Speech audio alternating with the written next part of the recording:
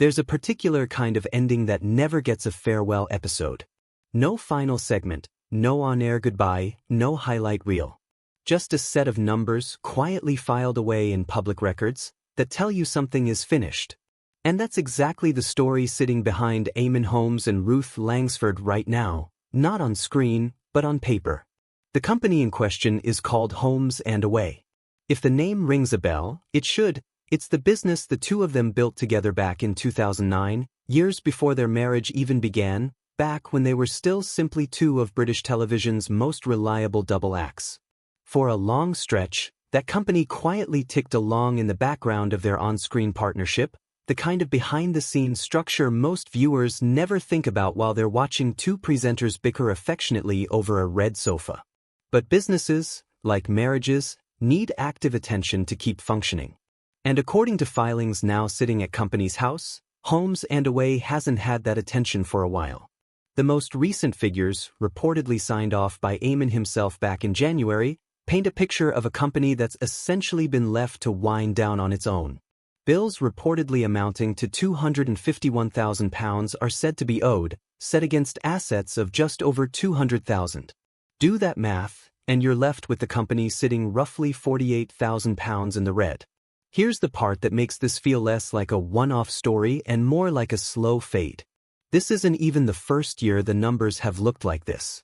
The year before, the shortfall was smaller, but the same shape, tens of thousands more owed than the company had coming in. 2 consecutive years of red ink is rarely a blip. It's usually the sound of something that's already been decided, even if nobody's said it out loud yet. And in this case, somebody has said it, just not on camera. Buried in the accounts themselves is a line explaining that the company is no longer being run as a going concern, because it has, in effect, already stopped trading, with plans in place to formally dissolve it. Reading a sentence like that about a business two people built together is a strange kind of full stop. It's not dramatic. It's not a headline moment. It's just quiet, procedural language confirming that something which used to be active is now simply being closed down in an orderly way. It's worth pausing on how far this company has actually fallen, because the scale of it says something too. Go back to 2018, and Holmes and Away was sitting on assets north of £650,000, with well over £300,000 in the bank on top of that. That's not a struggling side project. That was a business genuinely thriving, presumably riding the wave of a partnership that, at the time, felt completely unshakable on screen.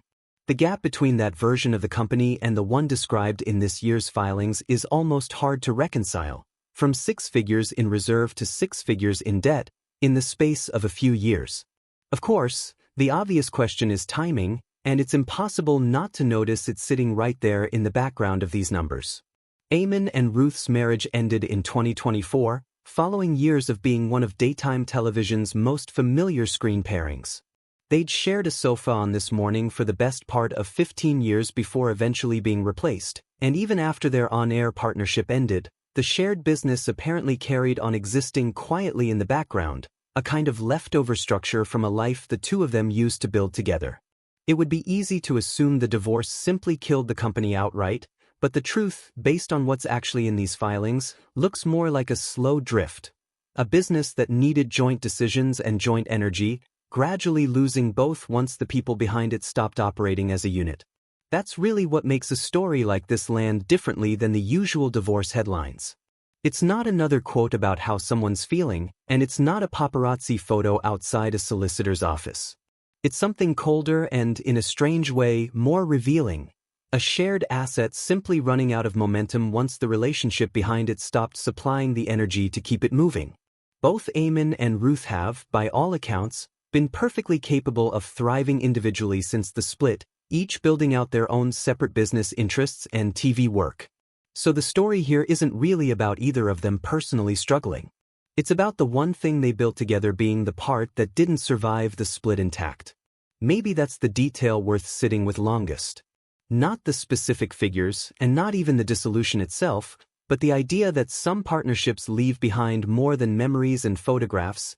They leave behind paperwork, quietly working its way toward a final entry on a public register.